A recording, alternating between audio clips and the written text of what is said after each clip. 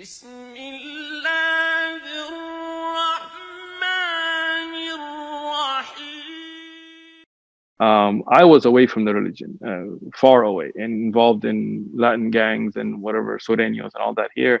And nobody really reached out to me personally. I mean, none of the brothers who were upon the Quran or Sunnah or Salafiyah or the Sufis or the Shia, nobody really, I mean, nobody cared except for them. Alhamdulillah, they came to my house and visited me. And at a time when I was, I mean, I was going through a big struggle. I mean, I had gang wars and people that I knew that were getting killed and burying any other gang members were all non-Muslims that I used to hang out with. So seeing at that time burying my own friends that were, my age, that were, at places that I should have been, that they were dying, I was kind of contemplating the purpose of life. Anyway, they visited me, and at the time I didn't know much about the religion. I knew I was Muslim. I thought myself to be proud of being Muslim. I had a gold chain that said Allah, so that was my identity that I'm Muslim. That's how ignorant we were at the time. And then going with them at that time was a great, and it was a great thing. I mean, alhamdulillah, I got to be in the masjid and got to learn basics of, Quran and Salah.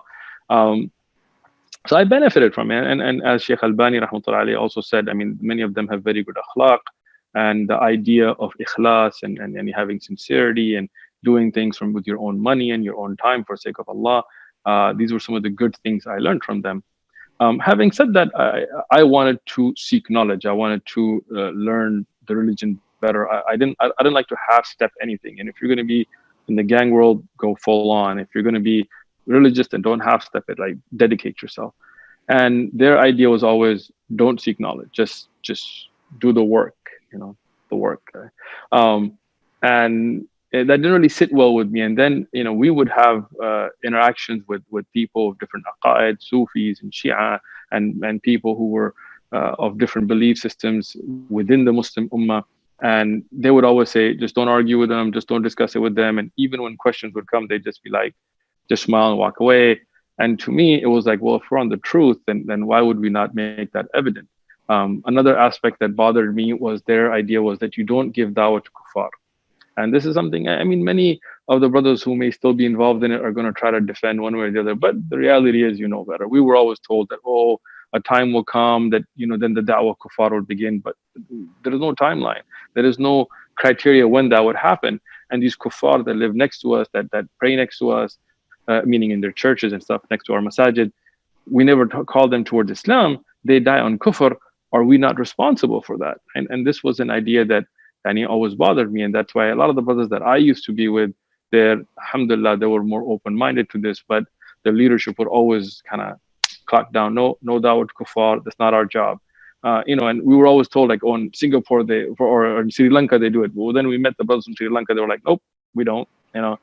I went to India in 1996 in what's called the 4-month Tablighi trip, right? I'm a 4-monther, I'm an old worker. So when I went there in India, I saw these Hindus, kuffar, people that were mushrikeen, dying on shirk. And there were millions of Tabligh active members, big ijtima, like, in Bhopal, I went to the ijtima, it was pretty big. I mean, not on a national level, but huge and big marakis, but they wouldn't talk to the Hindus about Islam. And those Hindus were dying on kufr. And I understand that the Muslim Ummah is in need of da'wah, no doubt. I totally understand that. And we are a bad example right now. And I understand that we need to make islah for ourselves. I understand that. But that doesn't mean that we put da'wah to kuffar on hold. And that's what they do. I mean, this is a reality. Even if they're like, many people become Muslim through us, but not from you trying.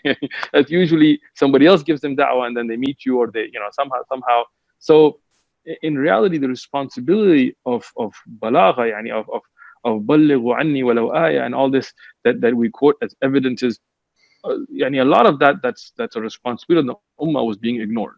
And then when we started this aqidah, they didn't know an aqidah. Most of them, they really are illiterate in the knowledge of the asma wa sifat or Tawheed al-Uluhiyya. In Rububiyyah, they'll talk a lot about Allah as the creator, Allah as the Khaliq, and that's great. But Aqidah is not just talking about that which people like to hear. Aqidah is also to talk about that which you have to condemn. There was Amr bin Ma'ruf, but there was no Nahy al-Munkar in reality. Yeah, you can make excuses. When we do Amr bin Ma'ruf, then Nahy al-Munkar happened by itself. No, it doesn't. And I met people that were leaders in that movement and in Tablighi movement, even if they don't call it such. And we were always like, no, it's not a movement. But in reality, it is. You have a leadership. Today, you have a split. Yani you have two leaderships. You have your own structure and marakis and shuras and amirs and organization and rules and usul and six qualities and this and that and the five amal. So it is a movement, right? And you can deny it all you want. And in that movement, you will find leaders, people that were high up. They were amirs of cities like our city, who were totally ignorant of aqidah. And they knew nothing about aqidah. If you ask them what is the meaning of some of the names of Allah, they wouldn't know. If you ask them, what does it mean to believe in Tawheed, their answers would be incorrect. Their answers would be very toward just one aspect. Or we believe in one Allah. Okay, great. But what about those who make dua to graves, and then they would just kind of, brother, some ulama say and some ulama say, and they kind of just get out of it. And this is not right. You have to speak the truth. So having said that, even though there are many aspects of what they're doing that is good, reaching out into communities and going out to fusaq and fujjar, people who are sinners, and calling them to the masjid, and alhamdulillah, that's good. We don't deny the good that somebody does. But the aspects of their ignorance in aqidah and ignorance in fiqh, many of them would be put as leaders, and they would not have any knowledge, so they would make decisions that were against the Sharia. And I mean, I can tell you from personal experiences, not like buhtan or something. And once we were sent with the group, and they gave us a book called Mufti Kifayatullah's Ta'lim al-Islam, and it was just a basic book. All of us were just regular people, and they say we don't discuss masail, but really they do, right? And in it, we saw that you don't make fajr until it gets light, until you can tell. But the Amir of the Jamaat didn't understand that. So what he was telling the Jamaat was like, keep going. And then it became light. And he was like, it's not light enough. I can't see a black ant on a black wall or something strange, until it went past the time of Ishraq, and then they stopped to pray Fajr. Why? Because you put ignorant people in charge, not understanding that there are other qualifications than just being an old worker for leading a group or giving Islah. And that's why many of them do a lot of good sincerely, but many of them quote fabricated ahadith, and they do things like give people the Fadail Amal, the book of Zakaria Kandalahawi as well.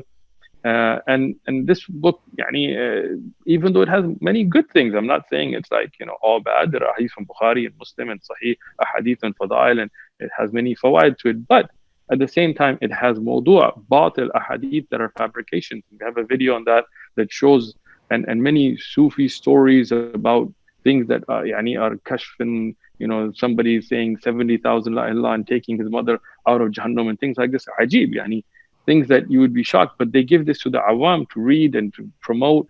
So because of those things, alhamdulillah, I moved away from that movement, even though some of the aspects of calling people towards Allah subhanahu wa ta'ala that is in accordance with the Quran and Sunnah, I still agree with. But the aspects that have to do with not teaching the people aqidah, and not doing nahy al-munkar, and not calling kuffar towards Islam, and not understanding sahih from da'if and mawdu' hadith. And even though they will say, oh, no, we try to tell the people, but I can tell you, and those people that are still active in it, really, they know they don't.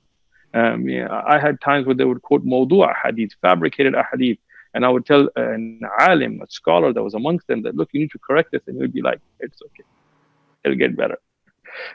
Somehow wahi is going to come, like this is your job. So anyway, so for those reasons, alhamdulillah, and from one of the brothers who was involved in to a certain extent with them, but was an alim, a scholar upon the kitab wa sunnah, Sheikh Awad, alhamdulillah, from his recommendation, I went to then go seek knowledge. And alhamdulillah, as I studied with Sheikh Dr. Sadiq al-Manna and Sheikh other Sheikh in Amarat in their houses, Sheikh Yusuf Mish'al and others, then alhamdulillah, from that I started to increase myself towards a dedication towards knowledge. I still continued to call people to Allah, but according to usul of the Quran wa Sunnah, I didn't restrict my da'wah to just Muslims, even though I still, till today, I agree that there is a responsibility on the Muslim ummah to make islah of other Muslims, but the da'wah is for kuffar. So we can't just do one or the other.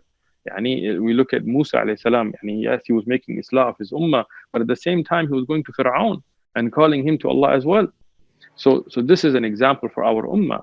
The Sahaba radiallahu anhum, yes, they took care of each other and made sure that people were there for salah and things, but at the same time, their major da'wah was towards kuffar. And this is something that we need to find that balance in accordance to Kitab wa Sunnah. Alhamdulillah, after that, when I came back and I went further for my studies in Pakistan and stuff, Alhamdulillah, sitting with the ulama, we went to visit many of these brothers and give them nasiha, and many of them, Alhamdulillah, came towards the Kitab wa Sunnah and towards Tawheed and towards understanding that correct manhaj. And inshallah, we'll continue that da'wah without ta'assub, without partisanship, just towards Allah subhanahu wa ta'ala. One of the best fatwa I saw about them is from Sheikh Ibn Uthaymeen. If you look, and you can find it online, he said some people, they warn against them more than you would warn against a lion. Some people exaggerate the harm in them. They said they go to graves and make sujood of qubur and stuff. I have not seen this from them. And I spent years with them. I went to their marakiz. I went to India, Pakistan. I did not see them go to qubur and make sujood. Other people, they overly praise and defend them. And even when they quote mawdu' hadith, instead of trying to correct that, they just try to say, oh, well, Ihya Ulumuddin also has mawdu' hadith. Ihya Ulumuddin may, but that doesn't mean it's okay for you to promote those amongst awam either. So, you find a lot of extremes. One of the best you can do is if you find the fatwa of Sheikh Ibn Uthaymeen, rahmatullah alayh, I think it's amazing. The fatwa of Sheikh Albani as well, it points out many of their shortcomings and how it was really more of a nasiha to them as well. Other than that, if you go and you read Fadail Amal and you watch the video that we have, you can see some of the shortcomings, and you can see that they're still promoting this book, at least one group of them, now that they're split. And again, from them are brothers that I met that had good aqidah, that were on the Salafi aqidah, that were on the Athari aqidah, and that would use books like Riyadh al-Salihin, and they would be much better.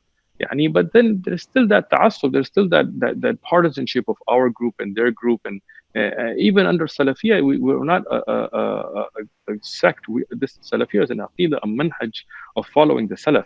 You don't have to follow my durus to be Salafi. This is not the way it works. You need to follow the Quran wa Sunnah. And in this ummah, we have to break all these partisan lines. We have to come together and say, even if me and you don't agree on something, we're still brothers. We're still one ummah.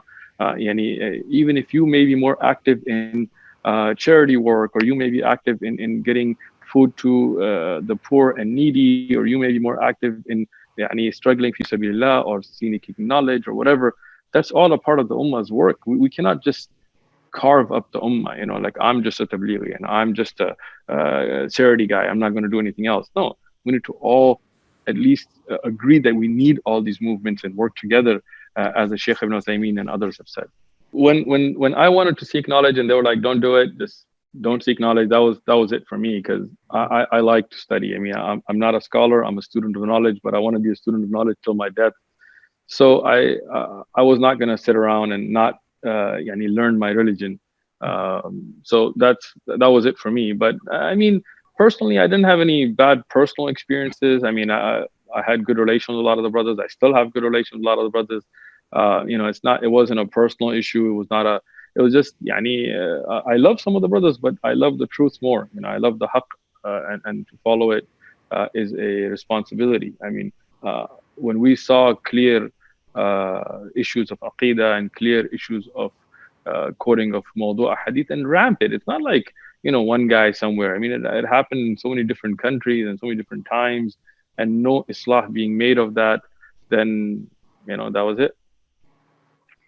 And now that we talked about your journey to the truth, let's focus on the truth, the Quran and the Sunnah. As we said, what makes this path more valid than others? Ultimately, if somebody were to ask you, whether it's from this group or whatever group, why is your way the right way?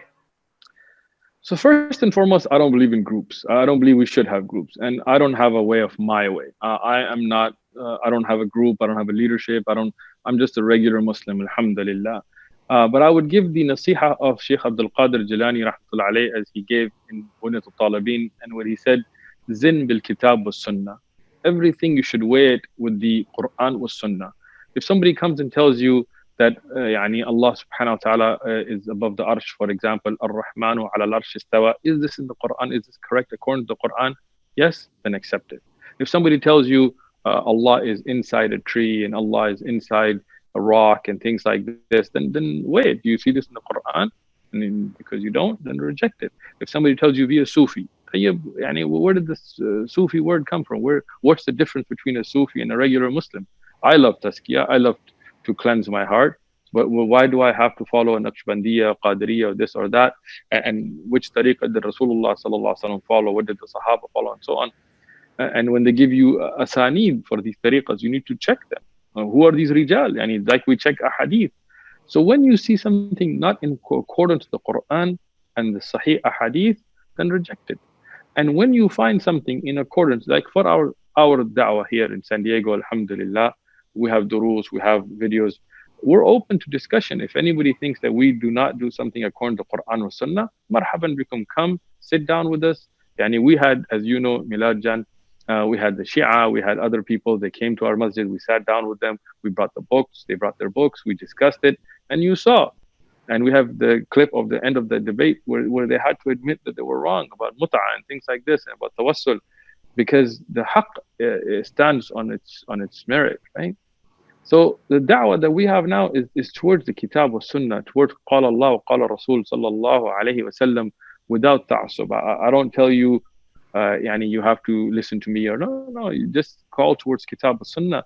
And if you sit in the durus of other shuyukh that are calling towards Quran and Sunnah, alhamdulillah. If you sit in the durus of my shuyukh that are calling towards Quran and Sunnah, alhamdulillah. As long as this is what you're calling towards.